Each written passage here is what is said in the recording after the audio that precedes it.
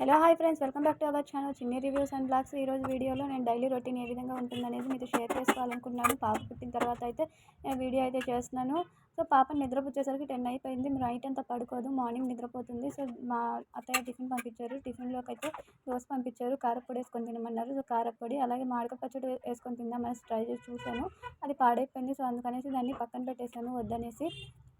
Next ఉసిరికాయ పచ్చడి ఉందేమో అని ట్రై చేశాను. కొంచెం ఉంటే అది వేసేసుకున్నాను. తింటానో లేదో కూడా తెలీదు.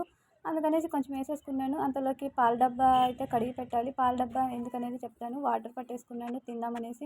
ఇంకా పాప అంతలోకి ఏడుస్తూ ఉంటే తన దగ్గరికి వెళ్ళిపోయాను. ఇప్పుడే స్నానం చేయించేసాను. లేస్తే స్నానం చేయించి తనకి పడుకోబెట్టాను. ఆడుకుంటుంది. ఆడుకుంటూ అలాగే నిద్రపోతుంది. తను ఏడ్చేలోపు నేను తొందరగా ఇంట్లో వర్క్ చేసేసుకుందామని ఫాస్ట్గా ఇల్లు అయితే ఊడ్చేసుకున్నాను. తర్వాత చాలా పని అయితే ఉంది. ఇల్లు ఊడ్చేసుకున్న తర్వాత మొత్తము గిన్నెలు బట్టలు అవన్నీ ఉన్నాయన్నమాట. బట్టలన్నీ ఫాస్ట్గా నానబెట్టేసాను. పాప బట్టలు నావి అంతే అనమాట. ఇంకేం లేవు. అవన్నీ నానబెట్టేసుకొని ఫాస్ట్గా ఇంట్లోకి అయితే వెళ్ళిపోయాను. వేరే వర్క్ చేసుకుందామనేసి ఇంట్లోకి వచ్చేసరికి పాప ఆడుకుంటూనే ఉంది. సో అయిపోయింది. నేను తిందామనేసి బ్రేక్ఫాస్ట్ ఇంకా గిన్నెలు ఉన్నాయి, అవి బయటేసాను. పాప నిద్రపోయింది. తను ఇంకా నిద్రపుచ్చేసాను. తను పడుకుంది. తను లేచేలోపు తొందరగా బట్టలు అయితే ఉతికేసుకోవాలి.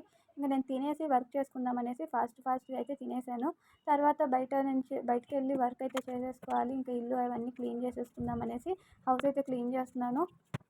ఇది అయిపోయిన తర్వాత నెక్స్ట్ బయట అంతా క్లీన్ చేసేసుకోవాలి. వర్క్ అయితే అయిపోయింది. పాప ఇంకా నిద్రపోతూనే ఉంది. నేను వచ్చేసి తొందరగా మళ్ళీ ఇంకా బట్టలు గిన్నెలు అవన్నీ క్లీన్ చేసేస్తున్నాను. బట్టలన్నీ ఫాస్ట్గా ఉతికేసాను.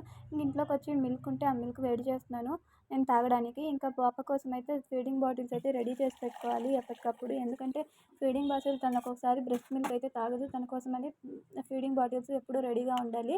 సో అందుకని నేను వేడి నీళ్ళలో ఆ ఫీడింగ్ బాటిల్స్ని కడిగేసి ఉడకబెడతాను.